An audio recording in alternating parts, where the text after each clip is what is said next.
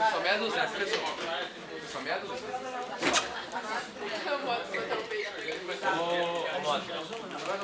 Ô galerinha, olha só, eu fiquei muito feliz de ter dado uma aulinha de trabalho de uma força do volume 3, ter pedido uma leitura e colegas já fazendo exercícios. Maravilhoso, isso é fantástico. Acabamos de revisar que trabalho de uma força mede a energia que uma força transfere a um corpo ou retira de um corpo. Depende da força, do deslocamento e do ângulo entre a força e o deslocamento. Esta fórmula é limitada. Só vale para a força se a força for variável. Calcula a área.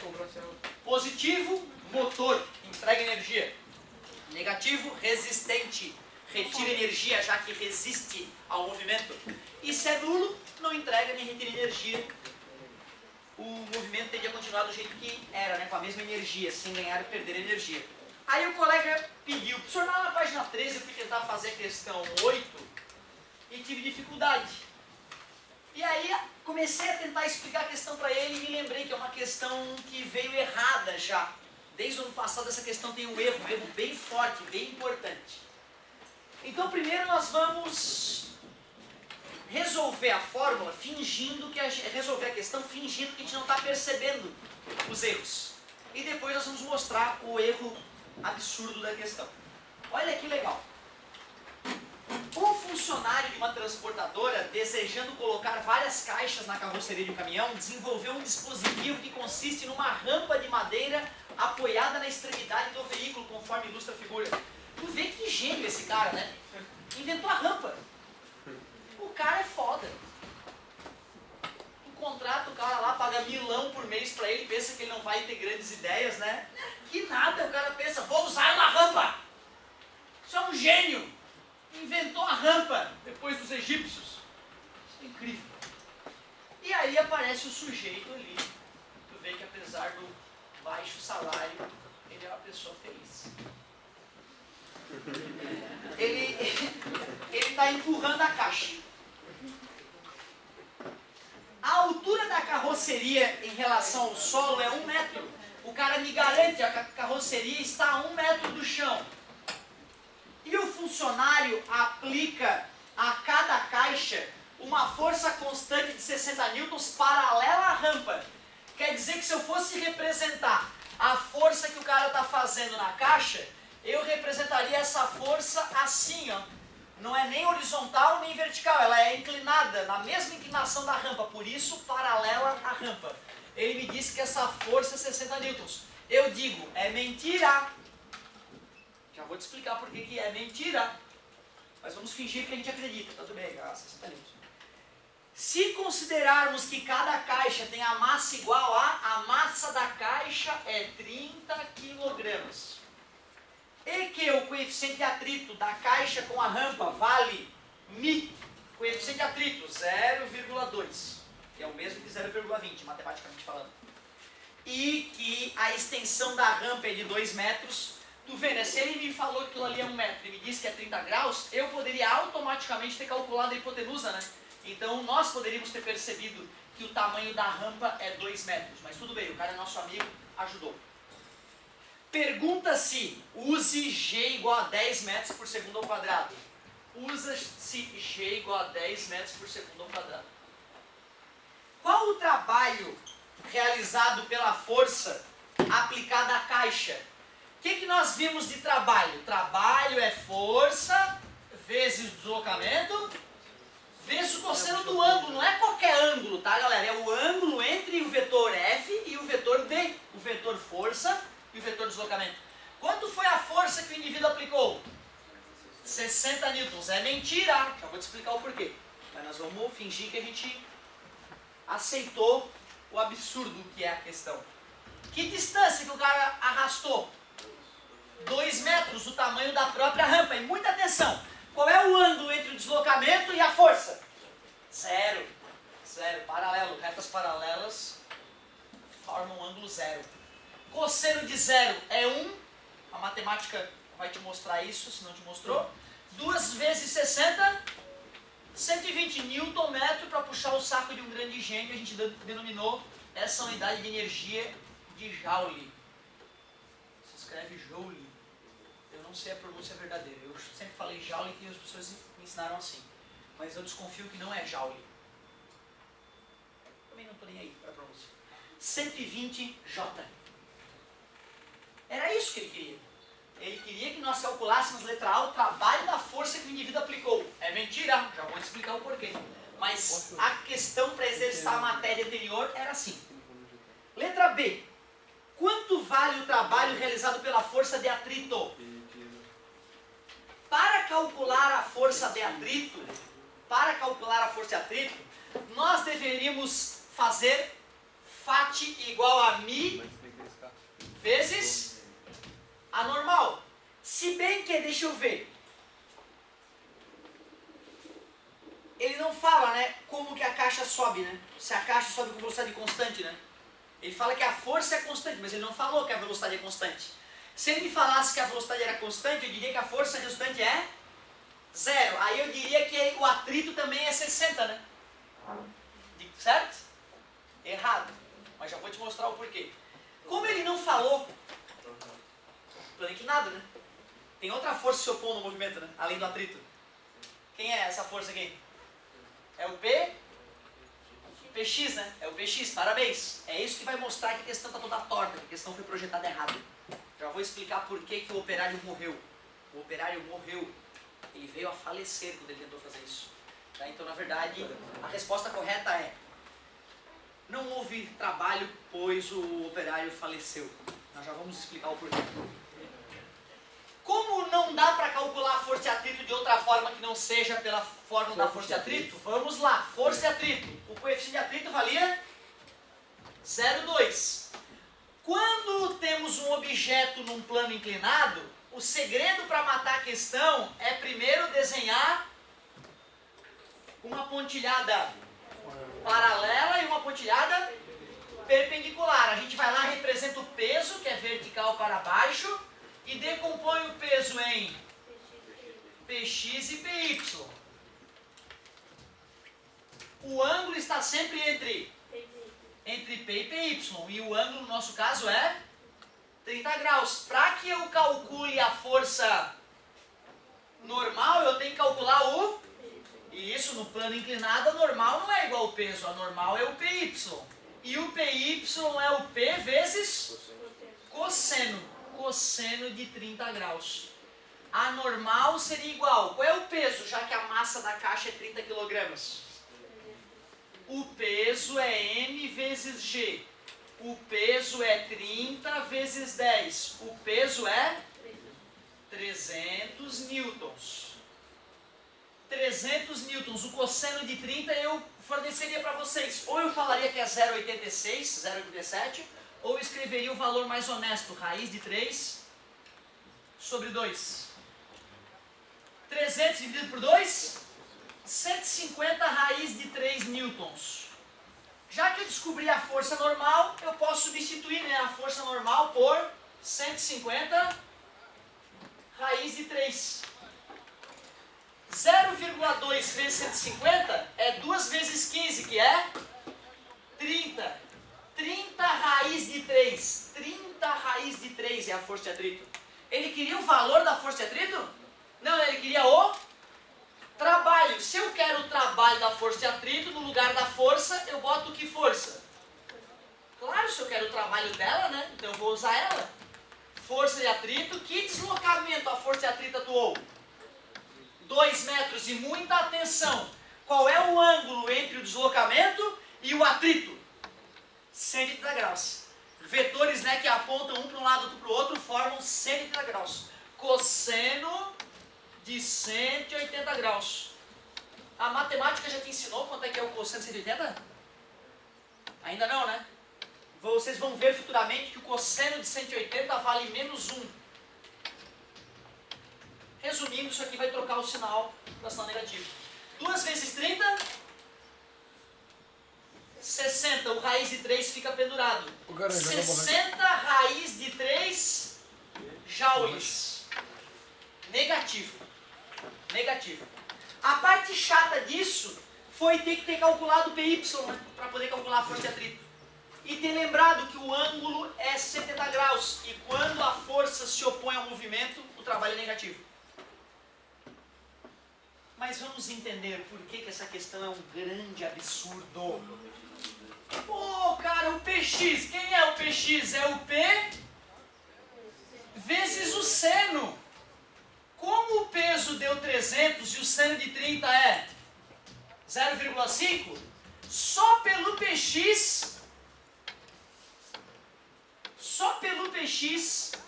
eu já tenho uma força maior que a força que o operário fará. Na hora que ele tenta empurrar a caixa sobe em cima dele, o assassinando. O operário morreu. A força de 60 newtons jamais ergueria as caixas. A questão da federal está errada. Sorte que não é a nossa federal, mas está errada. Certo, meus queridos? Desculpa, meu amor, fica à vontade. Esse aluno quem é? Não, querido, fica à vontade.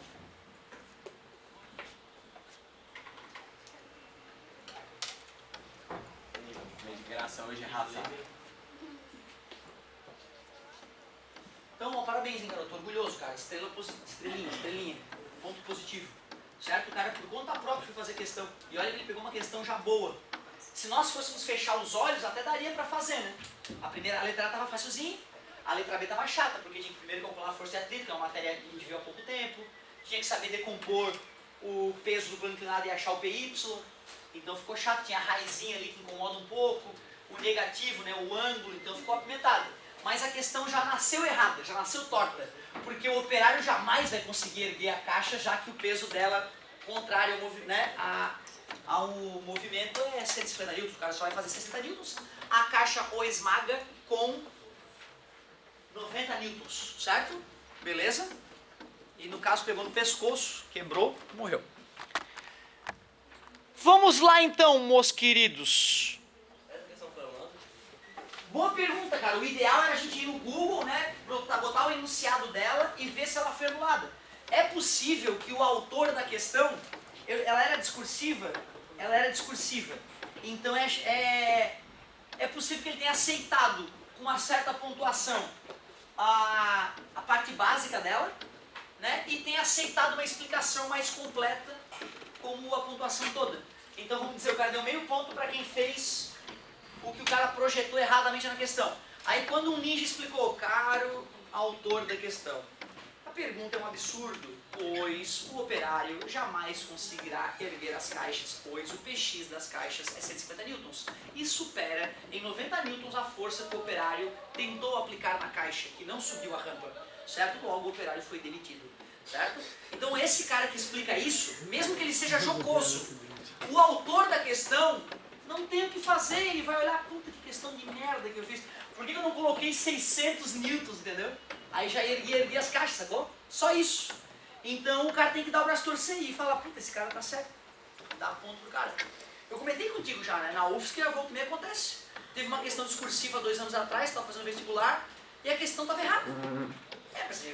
Eu não tô competindo pra vaga nenhuma, se o cara me zerar, o problema é dele. Eu fui lá e escangalhei, como diz o outro. Expliquei, cara, isso aqui tá errado, é um absurdo, o correto seria isso e aquilo. Eu mostrei que a questão estava errada e mostrei que seria o certo. O cara me deu o ponto todo na questão. Mesmo eu mostrando, né, xingando, entre aspas, a questão dele, o cara teve que olhar aquilo e falou, porra, tá certo, e deu o ponto todo. Né? Agora, como é que ele agiu com a galera que só fez a questão e não devaneou sobre a questão?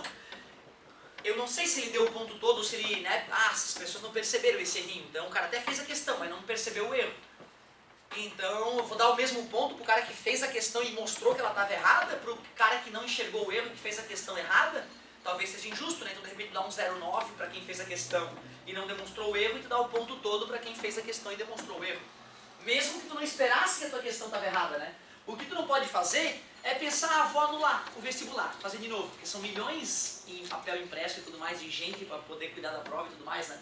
Por isso que raramente tu anula um concurso, porque anular o concurso é jogar milhões de reais no lixo. Então a empresa responsável pelo concurso vai fazer de tudo para evitar a anulação do concurso.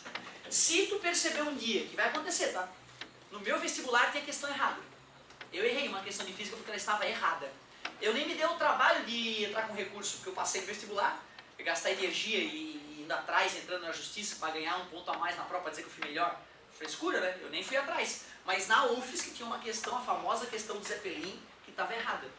Vocês conhecem o Zeppelin, né? Por que o Zeppelin é aquele dirigível da Goodyear lá, dos jogos de futebol? Tudo bem? Já foi? Fechou? Não? Puta merda. Hindenburg. Não? Não.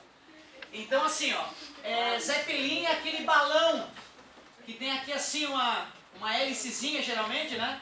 Certo? Tem uma casinha aqui onde a galera fica. Escrito Goodyear. Ano bom. Tudo bem?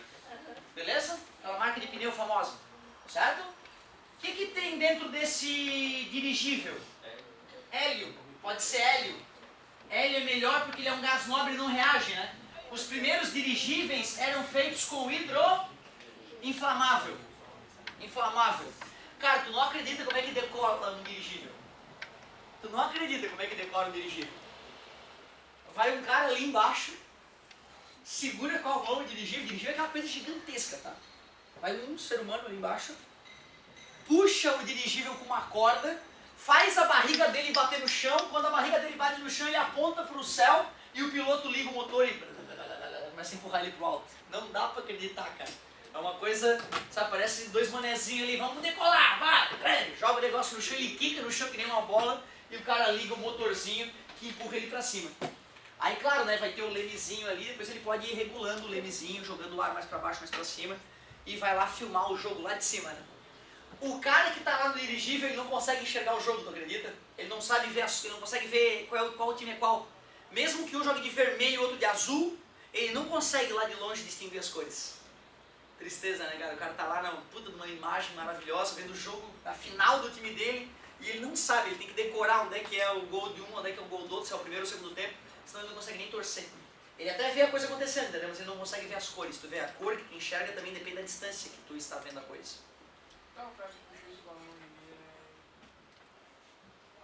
Pois é, não precisa ser muito forte, por incrível que pareça. Porque o balão é grande, mas ele é com gás. Então ele é mais leve que o ar.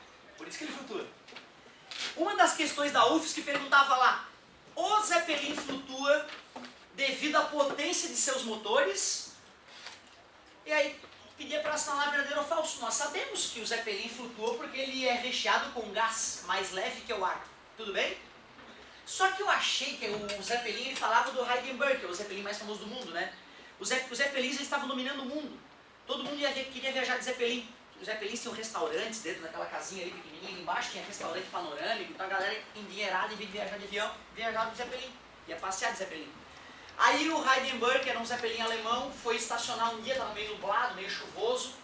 O piloto jogou a corda lá de cima, né, para o cara amarrar o Zeppelin no chão e ir puxando ele para baixo.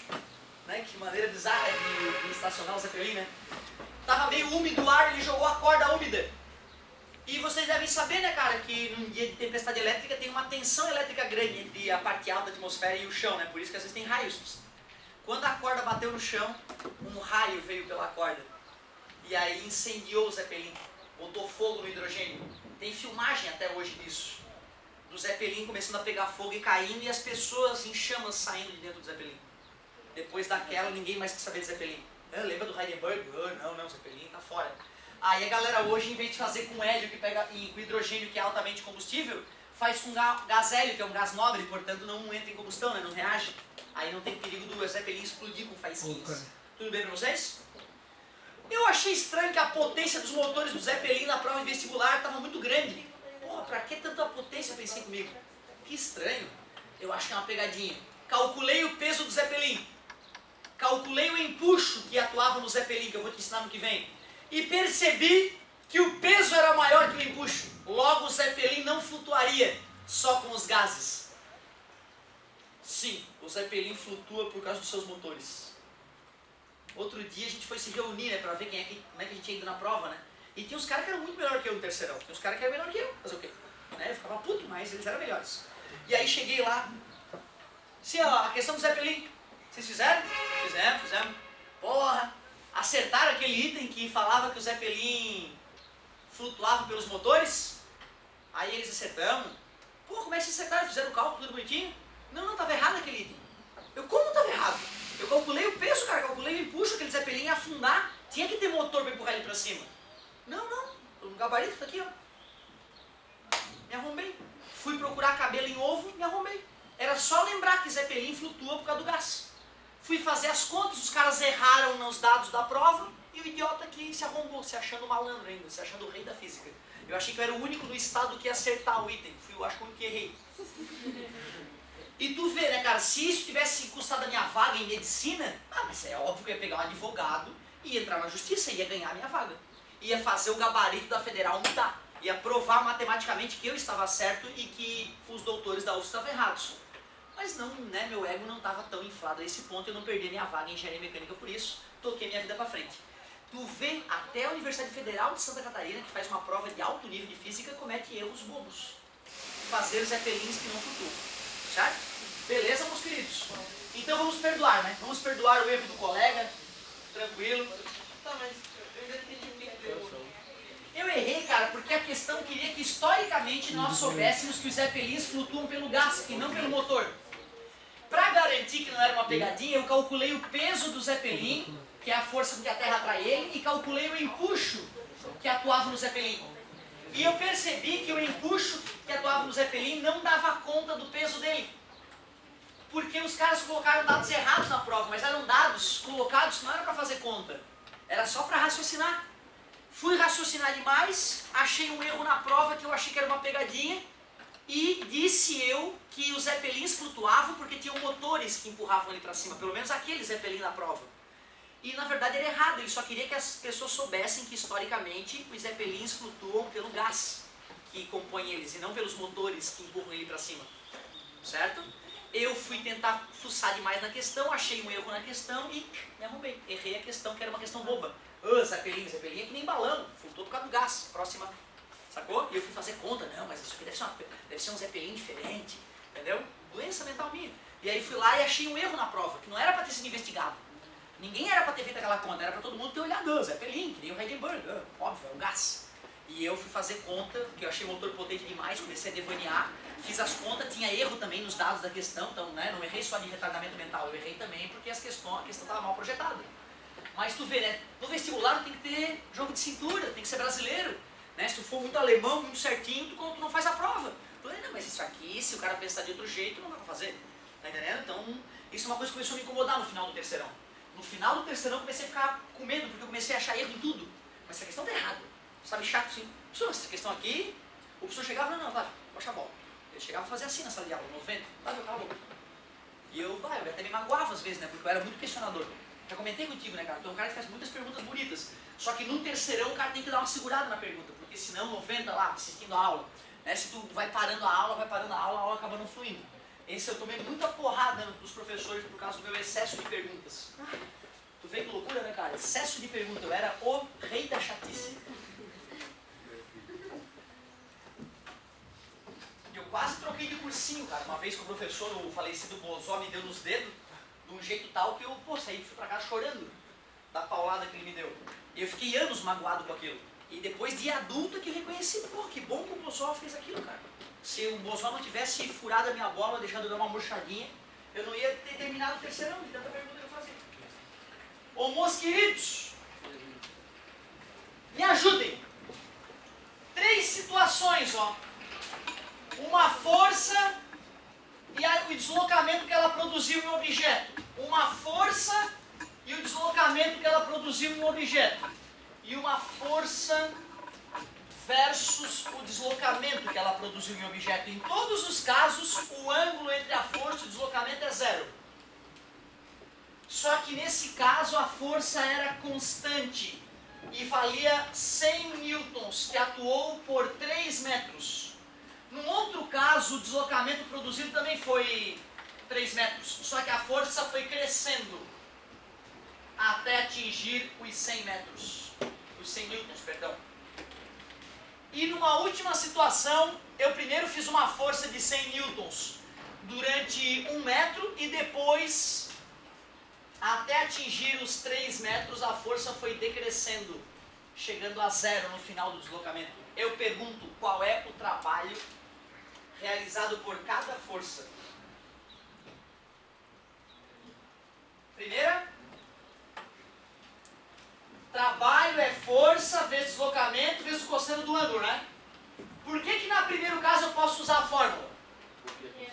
Só porque a força é constante. A força foi 100, o deslocamento foi?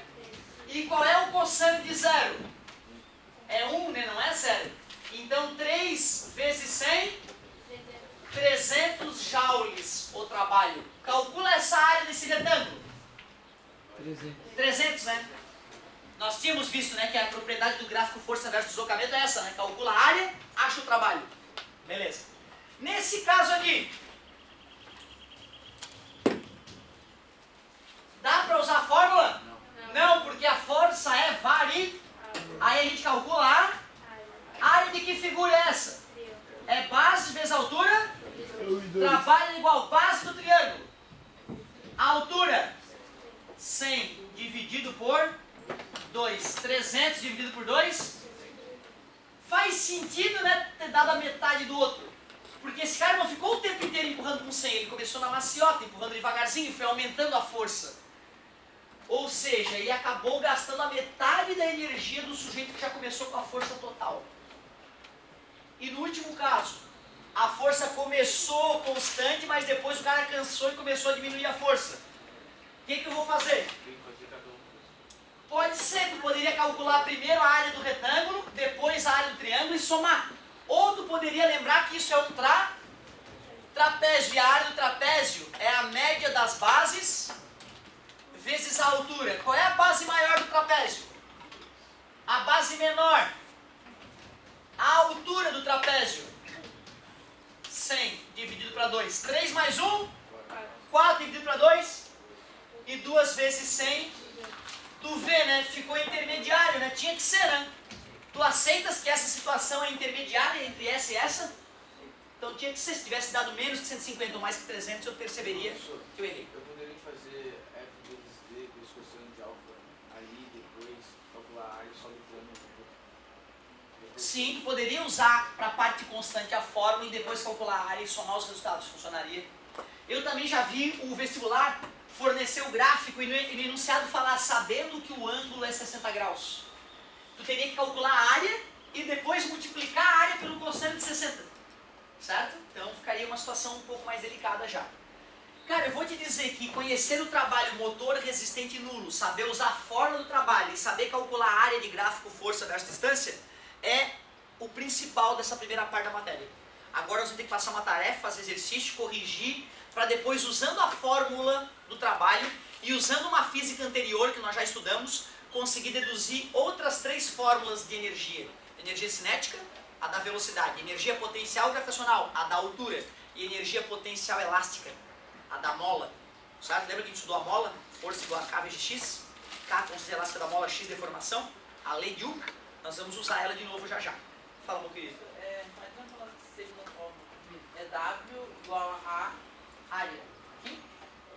A-R-I. Área. Área. Área, é área. Não, sabe que minha letra é foda, né? Ela tende a piorar. Deixa eu melhorar ali.